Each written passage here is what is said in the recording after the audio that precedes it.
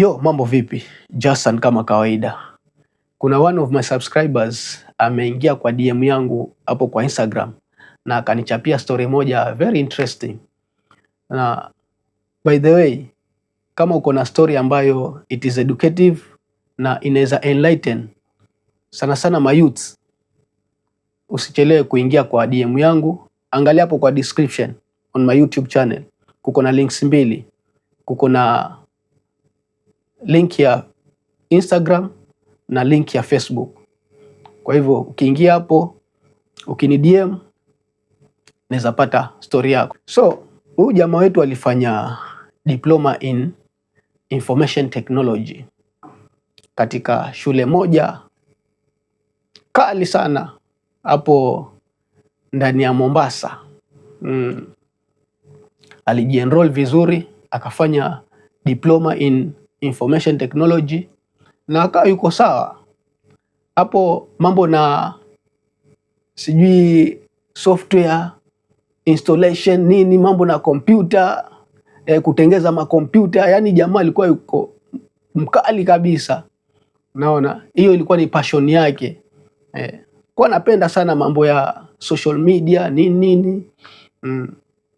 Sasa maparents wake walivyomuona ni mtu ambaye anachangamkia sana mambo na social media nini na nini, jamaa kwa simu, yani hizi application, kudeal na application, alionekana yuko chonjo. So maparents wake wakamadvise aende afanye information technology. Ndio hivyo jamaa akajienroll, akapiga diploma yake safi, akamaliza. Sasa amemaliza kusoma diploma, bado kazi sasa, kutafuta kazi. Jamaa alitamak, yani alitafuta kazi mpaka sasa unaambiwa uliza kiatu, yani venye alitamak mpaka yani alikuwa yuko karibu ku give up. Sasa uzuri maparents wake walikuwa wanajiweza kiasi, so akamwambia, wewe umesoma hii diploma in IT na umetafuta kazi na tunaona kazi haziingiliani, so tunaonelea tukufungulie mahali ambapo labda unaweza fanya kama ni kama mahali kama cyber, kujishikilia ukiwa unatafuta kazi nyingine. Jamaa akasema sawa, hakuna shida. Akafunguliwa cyber, bonge la cyber hapo, kompyuta hapo zikawekwa, internet installation ikafanywa. Sasa yeye mwenyewe pia naye mambo na IT si yuko sawa, kaseti mitambo yake hapo, akaekewa mambo na typesetting hapo na printing, kila kitu yani chonjo. Kijana akaambiwa, wewe piga kazi sasa. Kijana akachangamka kazi, na uzuri kijana mwenyewe pia anajituma. Piga kazi. Miezi 6 ya kwanza kazi imeshika sasa. Makastoma wanakuja wana browse. Hiyo ilikuwa around 2016 hapo. 10 years down the line. Sasa watu wanakuja wana browse, wanatuma ma-email, wengine wanakuja piga mafotokopi, ma-printing. Yani sema vitu vyote vile ambavyo vinahusiana na cyber na typesetting. Hizo kazi zote jamaa alikuwa anapiga. So siku moja yuko katika mtandao hapo wa Facebook, ana browse, ana chat, akapokea friend request. Unaona? Kwa mtu ambaye hata hajuani naye, akapokea friend request. Akaangalia profile pale, akaangalia ni msichana mwingine mzuri, yani kitu amemtumia friend request. Na akisoma profile yake pale, huyo msichana ameandika lives in Riyadh.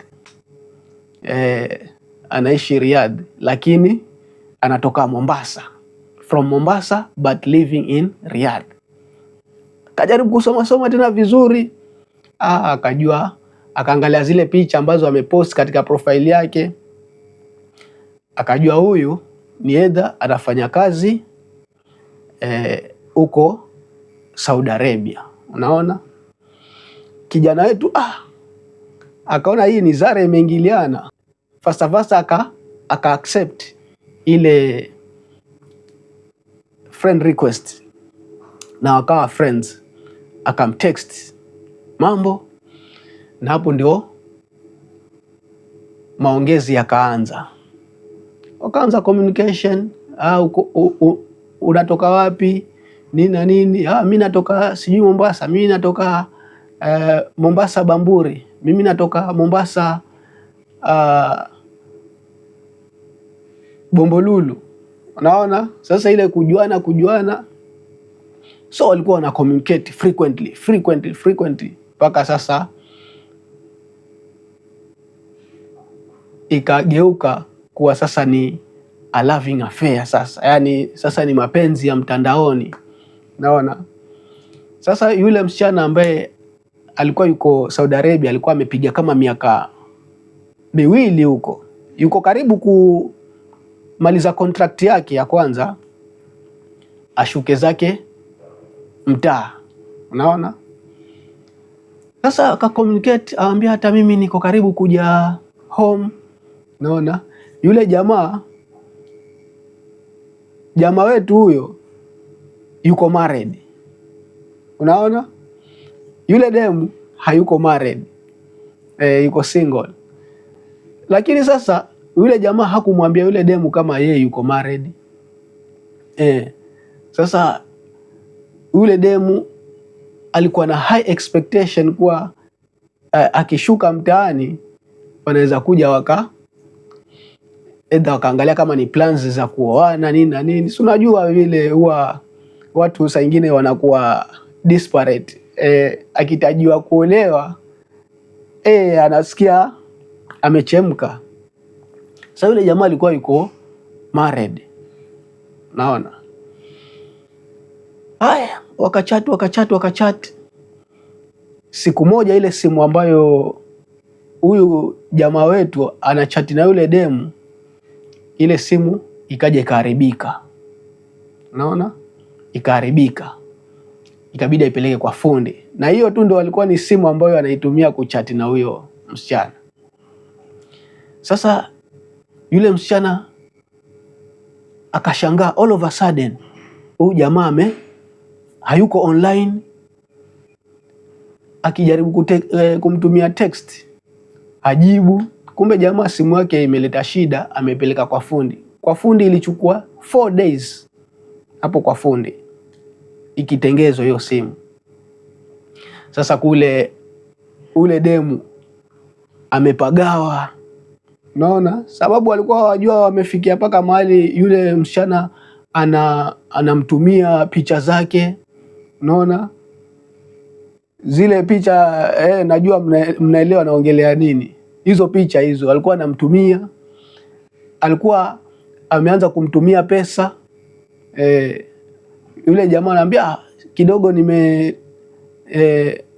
nimekwama na 5,000. Yule msichana anamwambia hiyo si shida, anamtumia. Yani walikuwa wameongea paka wamefika mbali. Sasa ile simu ikaja ikaharibika ya yule jamaa, ikawa kwa fundi 4 days. Yule msichana sasa ana stress, hajui huyo jamaa anapitia hali gani. So akaingia tena kwa Facebook, akaangalia wale friends wa yule jamaa, jamaa wetu. Sasa unajua kuna wale friends pale, akaangalia friends pale, akaona mmoja hapo, akaingia kwa inbox yake, akamwambia samahani, naona mtu fulani ni friend yako katika Facebook. Akamwambia ndiyo. Akamwambia labda unaweza kuwa unamjua. Unaona, ama ulisikia kitu chochote ambacho kimehappen? Juu sasa huyo jamaa ameenda offline karibia siku 3 yaelekea ya 4. Sasa yule jamaa aliyetextiwa na yule dem kuuliziwa kuhusu huyu jamaa wetu wa IT, yule jamaa asema namjua huyo jamaa, hata ni neighbors huko home. Kuna shida gani kwani? Asema huyo jamaa tumekuwa tukicommunicate, lakini of late yuko offline na sijui yuendelea vipi. Naona yule jamaa bana akaharibu mambo, akamwambia huyo jamaa bana ni neighbor huko nyumbani, hata ako na wife, ako na watoto 2. Unaona huyo jamaa yuko married, yuko sawa kabisa, sijasikia story yake yoyote. Kama kungekuwa amepatikana na kitu kibaya ningekuwa nishajua. Nitajaribu kuulizia alafu nitakwambia. Hiyo story ikaisha hivyo. Yule jamaa sasa simu yake ataenda ichukua kwa fundi sasa siku ya 4. Iko sawa sasa. Akiingia kwa internet, message ndio hizo zinaingia.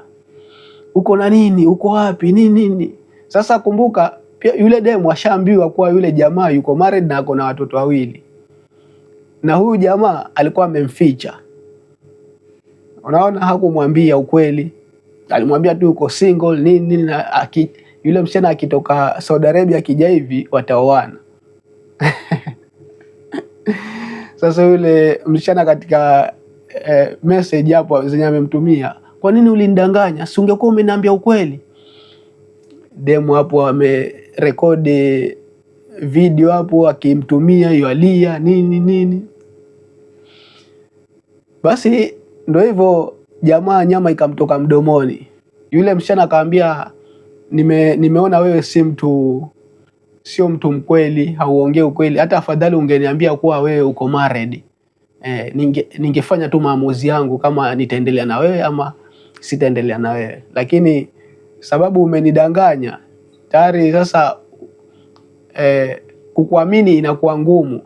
Unaona, so ikabidi huyu jamaa akambembeleza yule demu, akamwambia si hivyo, lakini nilikuwa na sitaki nikupoteze nini na nini. Anambia lakini ungeniambia ukweli. Ndio akamuuliza, kwani umeambiwa na nani? Ndio akamweleza, niliingia kwa inbox ya mtu fulani nikamuulizia kukuhusu wewe, ndio akaniambia hivyo. Huyu jamaa wetu wa IT ikabidi akamtafuta yule jamaa, akamuuliza, mbona bro bana umechoma? Anambia mimi sikujua bana kama kulikuwa kuko na issue kama hizo zinaendelea kati yenu. Sasa mimi nikamwambia tu ule ukweli. Unaona, kaambia tu wewe uko married na sijasikia kitu chochote kibaya kukuhusu. Si ati nilikuwa namwambia hivi kukuchomea. Unaona, jamaa akamwambia bana, sisi tulikuwa tuko katika communication mpaka mambo yamefika vizuri. Sasa wewe kucommunicate naye ndio ukaribu kila kitu.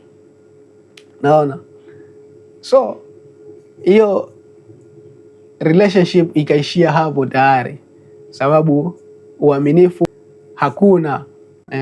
Demu amesema afadhali ungekuwa uliniambia ukweli.